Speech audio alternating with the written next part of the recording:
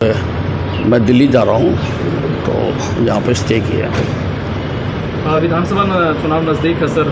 विधानसभा अम्बाला से चुनाव लड़ने की तैयारी कर रहे हैं। विधानसभा में भारतीय जनता पार्टी हरियाणा में तीसरी बार डंके की चोट पर सरकार बनाएगी। सर गुंडागर्दी बढ़ती जा रही है सर, हर दिन नहीं, फिर उसका इलाज भी कर रहे हैं, सरकार कर रही है उसका इलाज। के खर्चों के जो फैसले लिए गए थे सारे सरपंचों को लेकर नए सरकार उनको चेंज करती है, सरपंचों को लेकर भी यूटर्न लिया जा रहा है। यूटर्न लिया जा रहा है। प्रजातंत्र इसी को कहते हैं। प्रजातंत्र में जो लोगों की राय होती है उसके मुताबिक मानना पड़ता है और उसके मुताबिक अगर फैसले बदलने पड़े तो बदलने भी पड़ते हैं। हमारी पार्टी प्रजातंत्र में लोगों की राय में पूरा विश्वास रखती है। पहली बार बीजेपी ने सर सीएम की घोषणा की है, नायब सैनिक सीएम की घोषणा कर दी उन्होंने, उससे किसने अगले टर्म के लिए नहीं तो वही घोषणा करेंगे ना जिनको उम्मीद है हमारी सरकार दोबारा आएगी। अब जिन पार्टियों को उम्मीद ही नहीं है कि उनकी सरकार बनेगी तो वो क्यों घोषणा करेंगे।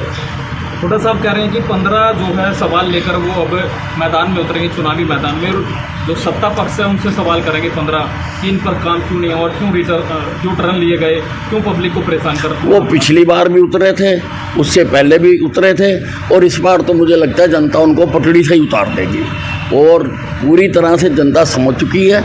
अब तुलनात्मक अध्ययन कर सकते हैं क्योंकि सबको राज करने का मौका मिला है। कांग्रेस को भी मिला है, इनेलो को भी मिला है और भारतीय जनता पार्टी को भी मिला है। सजग मतदाता हरियाणा के तीनों राज का तुलनात्मक अध्ययन करेंगे। हमारे राज में डकैतियाँ नहीं हुई, किसानों की ज़मीनें नहीं लूटी गई और जिस प्रकार से कांग्रेस के राज में गदर मचता था, नौकरियां बिकती थी, भर्तियों की मंडियां सस्ती थी, हमने उनको ख़त्म करा और बहुत सारी बातें हैं। तो लोग तुलनात्मक अध्ययन करते हैं, तुलनात्मक अध्ययन करने के बाद लोग फैसला लेते हैं और वो फैसला जो लेंगे वो भारतीय जनता पार्टी के हक में होगा। दुष्यंत चौटाला कह रहे हैं कि बीजेपी के साथ जाना उनकी बहुत बड़ी भूल थी, अब वो ये गलती नहीं करेंगे आने वाले टाइम में। नहीं, चलो अब देखो, वो 4 साल हमारे साथ रहे हैं और 4 साल उनको पता नहीं लगा कि मैं गलत रास्ते पर जा रहा हूँ। जब उनके साथ हमने संबंध विच्छेद कर लिया तभी पता लगा। तो सभी जिसका हाथ ना पहुँचे वो कहते हैं ये आम खट्टे हैं। कुछ भविष्य लगता है सर आपको जेजेपी का हरियाणा में आने वाले समय में? देखिए, राजनीतिक तौर पर केवल भारतीय जनता पार्टी का भविष्य है, बाकी सब पार्टियां इस चुनाव के बाद धाराशायी हो जाएंगी। हरियाणा में सर विधानसभा चुनाव को लेकर इनेलो और बसपा का गठबंधन हुआ जी, इसमें क्या कहना सर आपका? नहीं, चलो कमज़ोर आदमी सहारा लेता ही है, कोई ऐसी बात नहीं है। जब आदमी कमज़ोर हो जाता है, हाथ पैर नहीं चलते हैं तो लाठी का सहारा लेता ही है। बड़ौली को सर अध्यक्ष बनाया गया है, ब्राह्मण जाति से लेकर आए हैं। नहीं, देखिए, भारतीय जनता पार्टी जात पात की राजनीति नहीं करती है, ना हम करने देते हैं किसी को।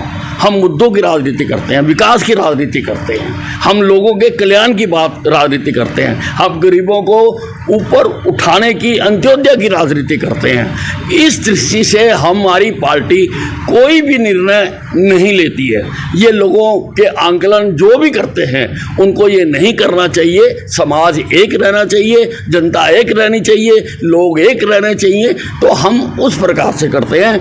और मोहनलाल बड़ौली जी वो महामंत्री रहे हैं पिछली टर्म में ओम प्रकाश धनखड़ जी के साथ, उनका काम बहुत अच्छा रहा है। उनके काम को देख के ही उनको प्रदेश का अध्यक्ष बनाया गया। कोई नाराजगी तो नहीं है सर बीजेपी से? लगातार चर्चाएं चली थी कि विज साहब नाराज चल रहे हैं। नहीं, मेरे दोस्त और दुश्मन ऐसी चर्चाएं चलाते रहते हैं।